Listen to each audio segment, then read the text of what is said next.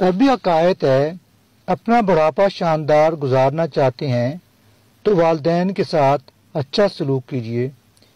اس روایت کے مطابق ایک لڑکی کی شادی ہوئی۔ شادی کی پہلی رات دولہا کھانے کا بڑا سا تھال لیے کمرے میں داخل ہوا۔ کھانے سے بڑی اشتہا انگیز خوشبو آ رہی تھی۔ شادی کی پہلی رات دولہا کھانے کا بڑا سا تھال لیے کمرے میں داخل ہوا اور کہنے لگا آ کھانا کھاتے ہیں۔ بیوی بولی میں نے دیکھا ہے تمہاری والدہ نے بھی کھانا نہیں کھایا، ان کو بھی بلا لو پھر مل کر کھاتے ہیں۔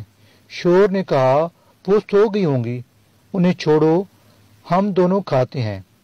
بیوی اصرار کرتی رہی پر وہ اسی بات پر اصرار کرتا رہا کہ امی کو رہنے دو۔ جب بیوی نے شوہر کا یہ رویہ دیکھا تو اسی وقت اس نے طلاق کا مطالبہ کر دیا۔ شوہر بڑا حیران ہوا، اس کے مطالبے پر اس نے بڑا سمجھایا لیکن وہ اپنی بات پر ڈٹی رہی، یہاں تک کہ دونوں میں طلاق ہو گئی۔ دونوں الگ ہو گئے، پھر دونوں نے دوسری شادیاں کر لیں۔ 30-35 سال گزر گئے۔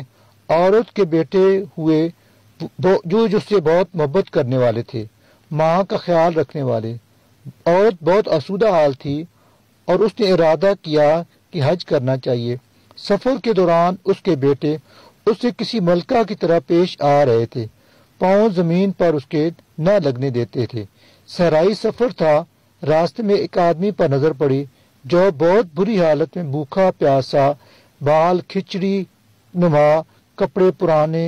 اس عورت نے بیٹوں سے کہا دیکھو کون مسافر ہے، اسے اٹھاؤ، ہاتھ منہ دھلا کر اسے کھانا کھلاؤ، پانی پلاؤ۔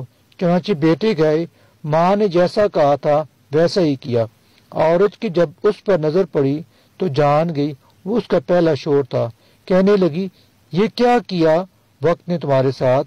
بولا میری اولاد نے میرے ساتھ بھلائی نہیں کی۔ عورت کہنے لگی کیوں کرتی کہ تم والدین کے ساتھ برا سلوک کرنے والے ہو۔ میں اسی دن جان گئی تھی کہ تم ماں باپ کے حقوق ادا نہیں کرتے، اسی لیے میں ڈر گئی کہ کل کو میرے ساتھ بھی ایسا ہی ہوگا۔ دیکھو آج میں کہاں ہوں اور تم کہاں۔ ماں باپ کے ساتھ برا سلوک اللہ کی نافرمانی ہے۔ اگر اپنا بڑھاپا ہم شاندار گزارنا چاہتے ہیں تو والدین کے ساتھ شاندار سلوک کیجیے، کیونکہ یہ ایک ایسا عمل ہے جس کا بدلہ دنیا میں ہی مل جاتا ہے، خواہ اچھا ہو یا برا۔